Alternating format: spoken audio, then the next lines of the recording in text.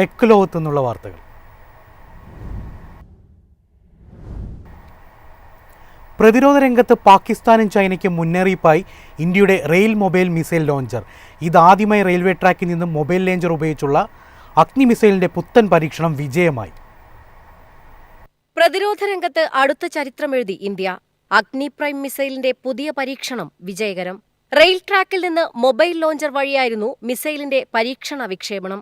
Train എഞ്ചിനുമായി ഘടിപ്പിച്ച missile ലോഞ്ചറിൽ നിന്ന് വിക്ഷേപണം നടത്തിയാണ് DRDOയുടെ സ്വപ്ന നേട്ടം.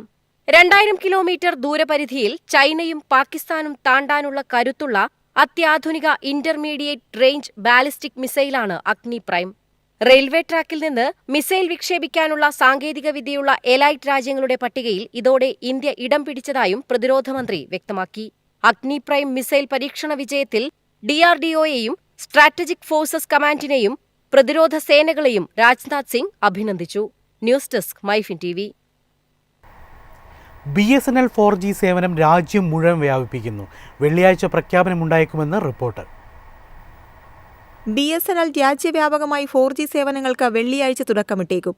കമ്മ്യൂണിക്കേഷൻസ് മന്ത്രി ജ്യോതിരാദിത്യ സിന്ധ്യയുടെ സാന്നിധ്യത്തിലാവും പാൻ ഇന്ത്യ 4G സേവനം പ്രഖ്യാപിക്കുകയെന്ന റിപ്പോർട്ട്. കഴിഞ്ഞ കുറച്ചു വർഷങ്ങളായി BSNL രാജ്യവ്യാപകമായി 4G നെറ്റ്വർക്ക് വിന്യസിക്കുന്നതിനുള്ള ദൗത്യത്തിലായിരുന്നു. തദ്ദേശീയമായി വികസിപ്പിച്ച സാങ്കേതിക വിദ്യകളാണ് ഇതിനായി ഉപയോഗിച്ചിരിക്കുന്നത്.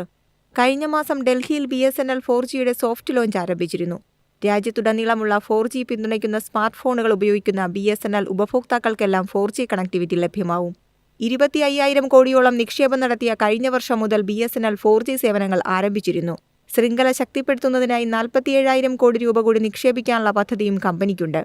4G നെറ്റ്വർക്ക് കൂടുതൽ വികസിതമായതിന് പിന്നാലെ 5G സേവനങ്ങൾ ആരംഭിക്കാനും BSNLനാവും. 4G വിന്യാസത്തിനായി ഉപയോഗിച്ച സാങ്കേതിക സംവിധാനങ്ങൾ തന്നെ 5Gക്ക് വേണ്ടി ഉപയോഗിക്കാനാവും. News desk MyFin TV. WhatsApp ഉപയോക്താക്കൾക്ക് സന്തോഷ വാർത്ത. നിങ്ങൾക്കിഷ്ടപ്പെട്ട ഭാഷയിലേക്ക് വാട്സാപ്പ് സന്ദേശങ്ങൾ മാറ്റാവുന്ന പുതിയ ഫീച്ചറാണ് മെറ്റ അവതരിപ്പിച്ചിരിക്കുന്നത്. ആൻഡ്രോയിഡിൽ 6 ഭാഷകളും ഐഫോണിൽ 19 ഭാഷകളിലും ഈ ഫീച്ചർ ലഭ്യമാണ്.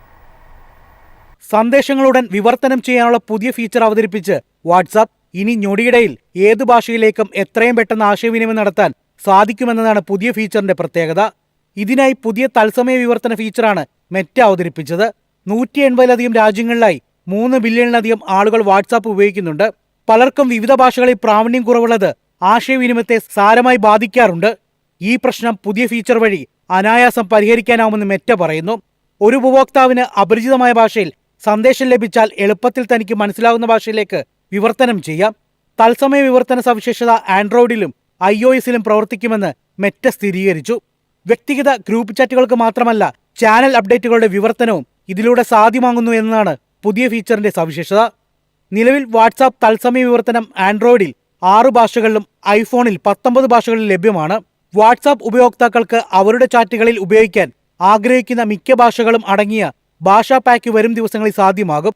ഇതിലൂടെ തത്സമയ വിവർത്തനത്തിലേക്ക് കൂടുതൽ ഭാഷകൾ ചേർക്കുമെന്ന് മെറ്റ പറയുന്നു. ചാറ്റുകളുടെ സ്വകാര്യത സംരക്ഷിക്കുമെന്നും വാട്സാപ്പ് ഉപയോക്താക്കൾക്ക് വാഗ്ദാനം ചെയ്യുന്നു. News desk MyFin TV. ഇനി നോക്കാം ഇന്നത്തെ അറിയിപ്പുകൾ.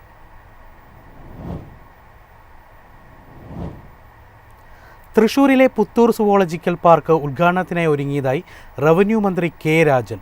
ഒക്ടോബർ 28-ന് മുഖ്യമന്ത്രി പിണറായി വിജയൻ പാർക്ക് നാടിന് സമർപ്പിക്കും.